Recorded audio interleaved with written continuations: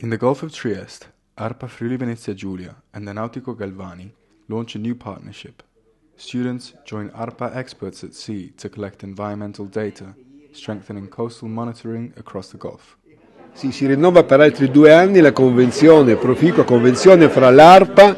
e la scuola nautico, l'eccellenza delle scuole nautiche non solo italiane ma anche europee, e quindi vogliamo che questo sia il fiore all'occhiello degli istituti non solo di Trieste, perché riteniamo che sia giusto che i ragazzi, come hanno fatto oggi, siano loro non solo ad imparare quello che deve essere una corretta educazione ambientale, un corretto utilizzo della navigazione in aria per mare, ma anche essere loro insegnanti nei confronti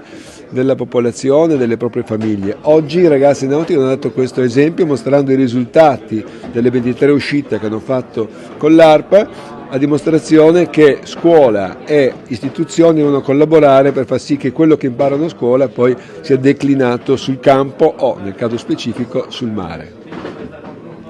Agreement between the Istituto Nautico and Agenzia Regionale per la Protezione dell'Ambiente, we carried out a monitoring of the environment devoted to the so-called visual census, that is the young guys